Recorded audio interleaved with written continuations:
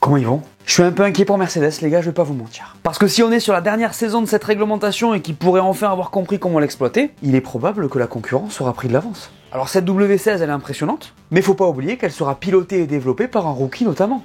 En fait, j'ai hâte de voir si Mercedes tente d'aller chercher le titre cette saison, ou si elle la considère comme une transition vers 2026. Ça va être intéressant. Dans cette vidéo, on fait le point sur leur dynamique, sur le duo Russell-Antonelli, on jette un œil à cette voiture, et je vous explique comment je vois leur saison. Allez, on en parle. Pour m'envoyer un max de force et ne pas rater le début de saison, abonne-toi, laisse-moi ton plus grand pouce levé, et profite de la vidéo. D'ailleurs les gars, j'ai fait une preview par Top Team que vous pouvez mater les unes après les autres, c'est fait exprès, allez donner vos avis après cette vidéo. Ah et dernier truc aussi, j'en profite, j'ai sorti une nouvelle vidéo sur la chaîne Lucas Raconte, on parle d'Oscar Pistorius et de sa descente aux enfers. Passez voir ça quand vous voulez et laissez-moi un petit abonnement, ça donne de la force. Je vous mets tous les liens en description.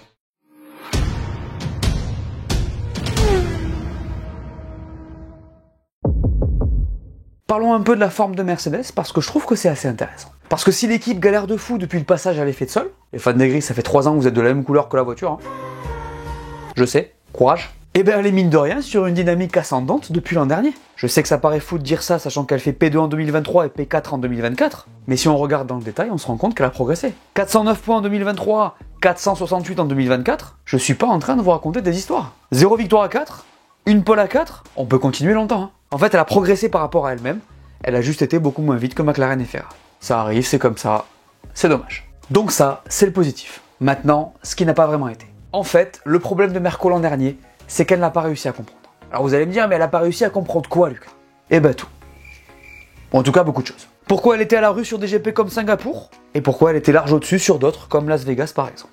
Alors on sait qu'elle était beaucoup plus efficace quand il faisait frais, ou plutôt qu'elle souffrait énormément quand il faisait chaud. Les pneus arrière surchauffaient quand c'était le cas, c'était une horreur. Mais le truc, c'est qu'on n'a jamais réussi à solutionner le problème chez eux.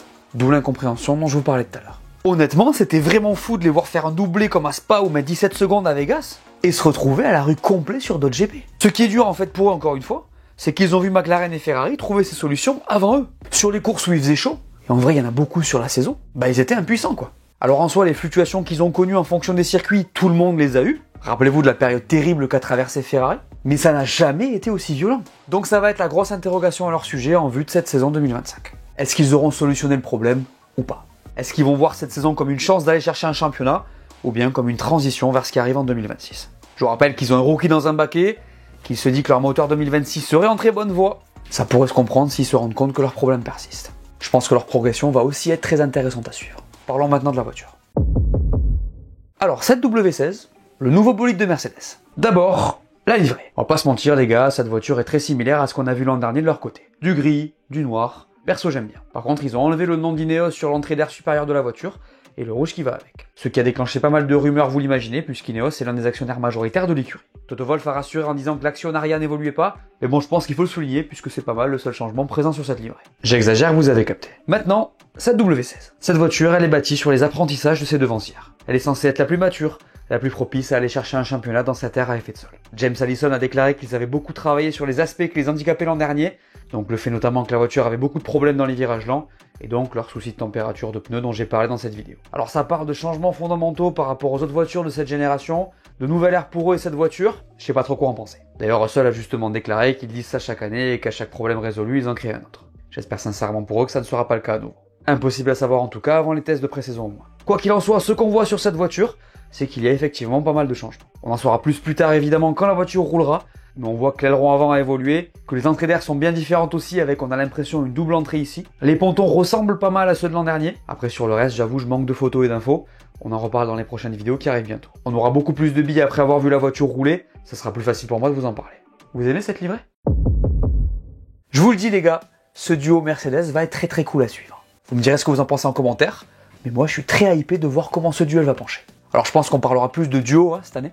Il y a quand même un rookie de 18 ans qui va piloter aux côtés d'un mec assez expérimenté, mais je me dis aussi qu'on pourrait avoir des surprises. Commençons par George Russell, qui sera le leader naturel de cette équipe, sans aucun doute. Il a fait sa meilleure saison l'an dernier, il a été hyper solide, honnêtement l'un des pilotes qui m'ont impressionné. 2 victoires et une enlevée sur tapis vert qu'il avait été chercher comme un chef, 4 pole positions et un statut de leader glané face à un septuple champion du monde. Un Lewis pas motivé certes, mais un Lewis Hamilton quand même. George, il a été vocal sur la stratégie, il a su prendre des décisions cruciales à des moments décisifs. Je l'ai trouvé hyper fort sur cette saison 2024. Il est rapide en qualif, bien sur les pneus, il a du caractère. Tout le monde ne tient pas tête à l'ogre hollandais quand il a quelqu'un dans le pif. Il a été un vrai socle pour Mercedes, et c'est vrai qu'il faut le souligner parce que c'était pas forcément un truc évident. Disons-le les gars, George il est en train de se rendre indispensable à cette équipe. Rappelez-vous que malgré le fait que ça semble évident, il y a quand même l'ombre Verstappen qui plane au-dessus de lui. Alors je dis pas que c'est ce qui va se passer, mais Max va où il veut, et s'il décide d'aller chez Merco un jour, je pense pas que ce soit Antonelli qui saute. Je dis ça, je dis rien. Mais bon, on n'y est pas encore, et plus Russell continuera à faire ce qu'il a fait l'an dernier, plus ça s'éloignera. Aujourd'hui, George c'est de plus en plus un leader technique, et il faudra qu'il mène cette équipe vers 2026. En tout cas, il est en bonne position pour le faire, et qu'il le veuille ou non, il devra aussi entraîner Antonelli dans son sillage. Et oui les gars, faut qu'on parle du jeune prodige de Merco. Alors je l'ai fait dans le détail dans cette vidéo, vous irez la voir, mais il mérite une nouvelle mention. Parce que ça va pas être évident pour le petit génie les gars. 24 GP dans un top team, ça va être une grande nouveauté et c'est un euphémisme. Alors tout le monde sait que c'est un crack, il est le rookie le mieux préparé que peut-être cette discipline est connue, mais va falloir dealer avec un tout nouveau type de pression.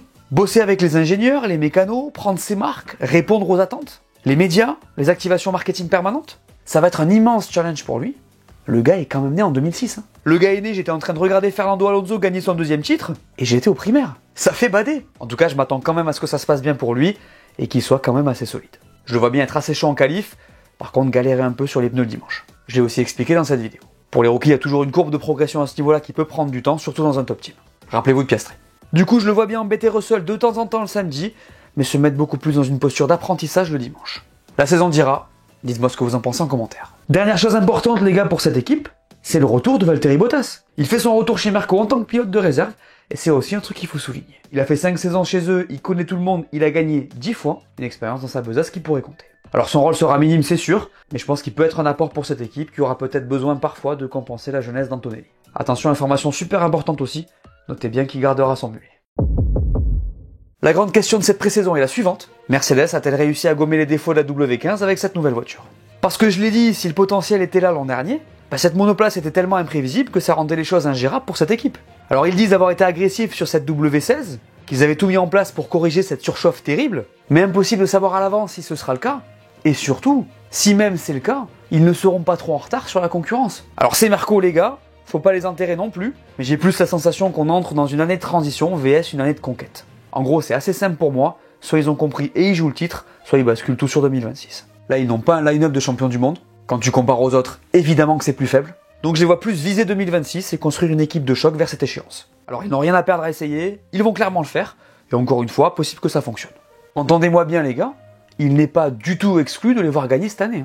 Vu ce qu'ils ont mis à certains moments de la saison dernière, s'ils arrivent à corréler le tout, je vois pas le problème. Après pour moi, aller chercher le titre avec ce qu'il y a en face, ça va être compliqué. Voilà. Alors attention par contre, je suis pas en train de vous dire que ça va pas être intéressant.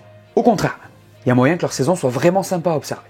Du coup, en vrai, même s'ils n'arrivaient pas à faire de cette voiture un bolide polyvalent, il y aura toujours des choses à dire sur leur dynamique. Alors ils ont bossé, on va voir ce que ça donne aux essais, mais en vrai pour moi, il y a moyen qu'ils aient un petit retard. La concurrence est très avancée, on sent qu'il y a une vraie confiance chez McLaren, une vraie énergie chez Ferrari. Pour moi, il n'y a que Red Bull qui semble un peu plus friable au vu de tout ce qui s'est passé. Donc voilà, je suis pas forcément serein pour Merco, mais disons que c'est le cas uniquement pour cette saison. Pour moi, c'est pas grave si c'est pas optimal, puisqu'à tout moment, leur retour se fera en 2026. Après, je peux me tromper. Ils ont totalement les capacités de sortir une voiture solide et constante. En vrai, s'ils comprennent l'équilibre, techniquement, ils jouent la gagne. Mais bon, vous l'aurez compris, je comprendrais si on se disait que 2025 était une saison de transition. Dites-moi ce que vous en pensez en commentaire.